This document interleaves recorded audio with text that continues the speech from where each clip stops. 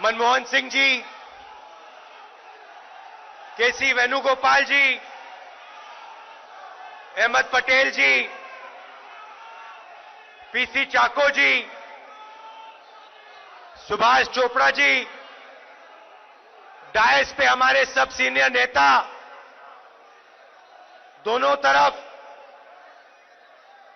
हमारे नेता, NSUI, youth Congress, महिला कांग्रेस, सेवा दल, भाइयों और बहनों, प्रेस के हमारे मित्रों, आप सबका यहां दिल से बहुत बहुत स्वागत, नमस्कार। मुकुल वासनिक जी, कहां हैं आप? आपने आज इस छोटे से मैदान में इतने सारे बब्बर शेर और शेरनियां कैसे इकट्ठा कर दिए? और देखिए, एक साथ प्यार से खड़े हैं। यह हमारा कांग्रेस का कार्यकर्ता, किसी से नहीं डरता, एक इंच पीछे नहीं हटता और देश के लिए अपनी जान देने के लिए तैयार रहता है। अच्छा, मुझे कहा पार्लियामेंट में कल कहा, राहुल जी सुनिए, पार्लियामेंट में कल कहा बीजेपी के लोगों ने, आपने भाषण दिया, भाषण के लिए माफी दीजिए। मुझे कहते हैं सही बात बोलने के लिए माफी बोलूं, माफी मांगूं। भाइयों और बहनों, मेरा नाम राहुल सावरकर नहीं है, मेरा नाम राहुल गांधी है। मैं सच्चाई के लिए कभी माफी नहीं मांगूंगा, मर जाऊंगा मगर माफी नहीं मांगूंगा। और ना कोई कांग्रेस वाला माफी मांगेगा।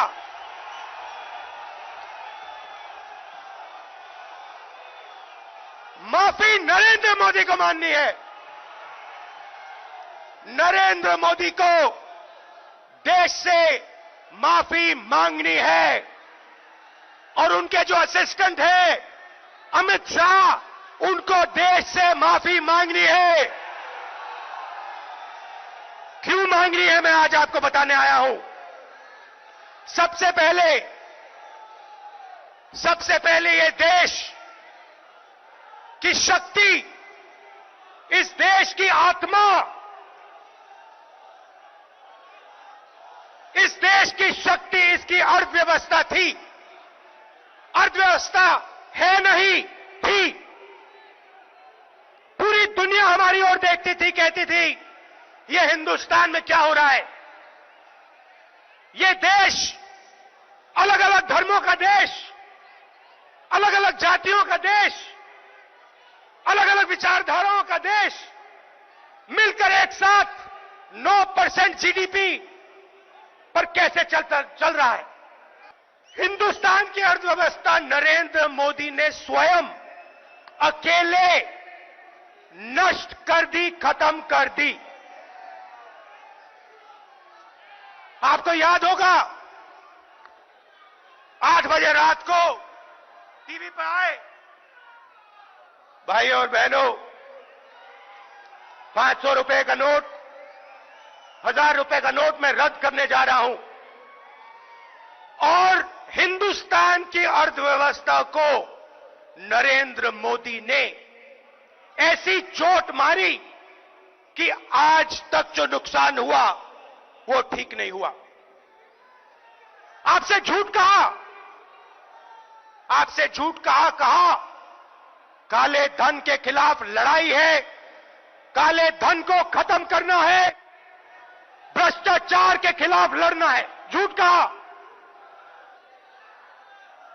माताएं बहनों के घरों से, जेब से, युवाओं के जेब से पैसा निकाला और लाखों करोड़ रुपए अदानी, और अनिल अंबानी के हवाले किए।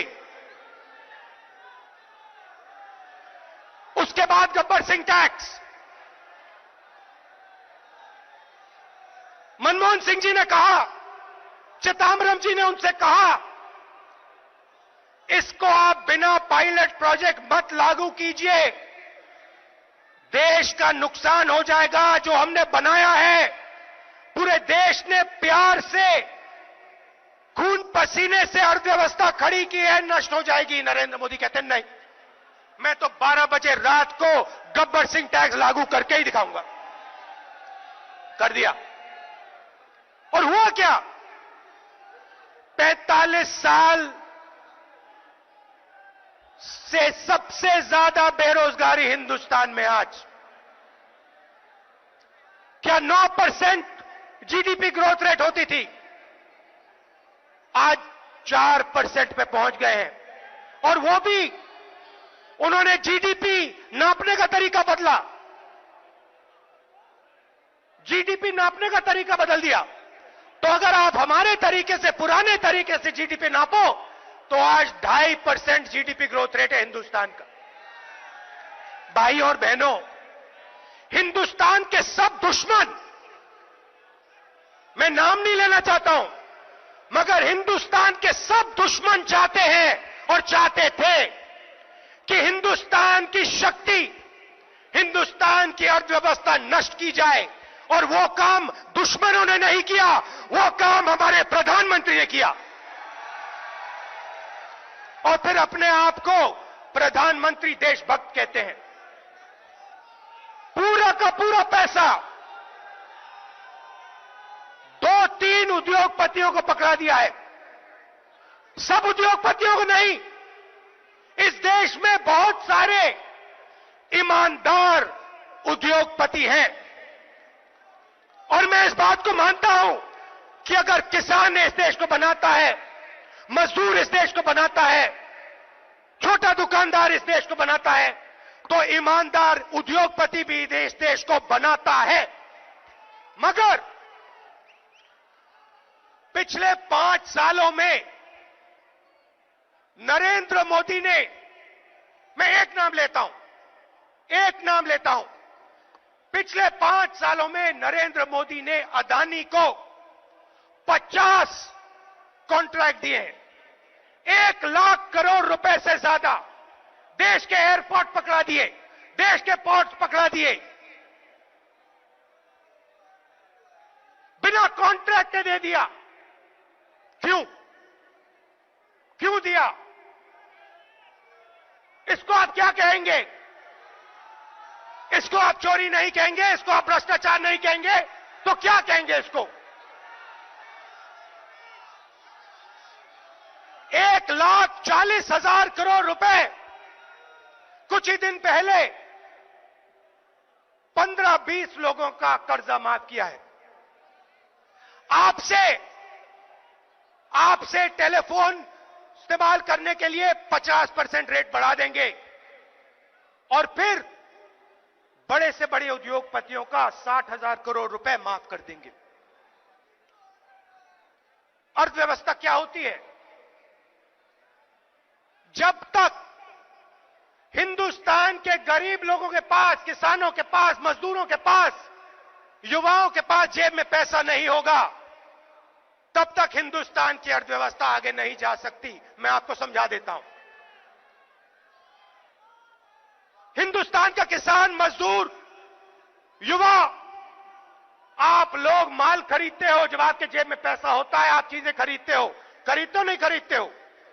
शर्ट, पैंट, जूता, मोबाइल फोन, काले चश्मे जैसे आपके हैं, ये आप खरीदते हो। जब आप खरीदते हो, फैक्ट्रियां ये चीजें बनाती हैं। जब फैक्ट्रियां ये चीजें बनाती हैं, आप ही लोगों को उन फैक्ट्रियों में रोजगार मिलता है। यह इकोनॉमिक सिस्टम है। पैसा पहले गरीब लोगों के जेब में डालो, किसानों के हाथ में डालो, मजदूरों के हाथ में डालो। वही पैसा किसान, मजदूर, छोटे दुकानदार पैसे का प्रयोग करेंगे चीजें खरीदेंगे, डिमांड बनेगा, फैक्ट्रियां बनाएंगे। नरेंद्र मोदी ने आप सबके जेब में से पैसा छीन के निकाल दिया। बघेल जी ने कहा छत्तीसगढ़ में 2,500 रुपए धान के मिलते हैं। मध्य प्रदेश, राजस्थान, छत्तीसगढ़, कर्नाटक, पंजाब, इन प्रदेशों में हमने कर्जा माफ क्यों किया? इन प्रदेशों में हम सही एमएसपी क्यों देते हैं? क्योंकि हम जानते हैं कि हिंदुस्तान के किसान के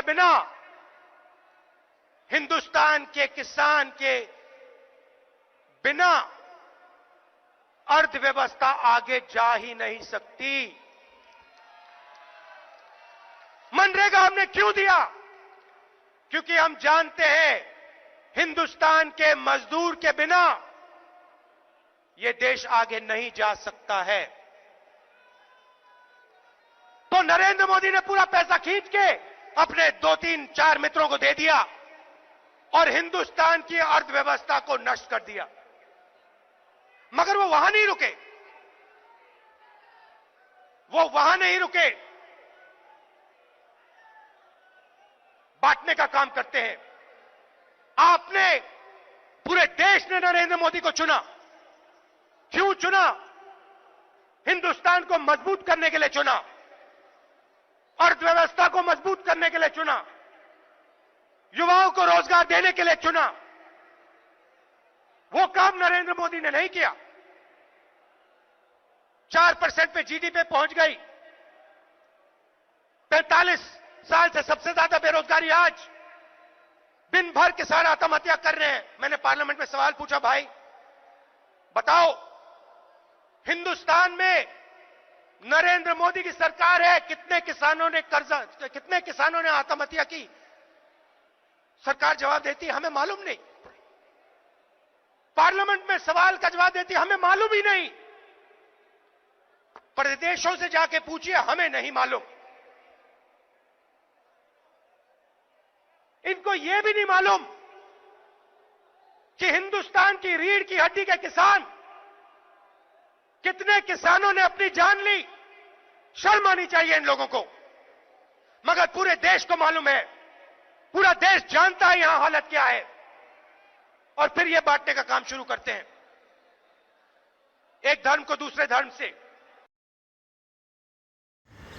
दोस्तों, राहुल गांधी जी को मानहानि केस में 2 साल की सज़ा सुनाई गई है और उनकी लोकसभा सदस्यता भी समाप्त कर दी गई है। दोस्तों, उसके बाद पहली बार किसी रैली को संबोधित करते हुए राहुल गांधी। वीडियो अच्छी लगी हो तो लाइक, कमेंट, शेयर करना। वीडियो को बंद करता हूँ। जय हिंद।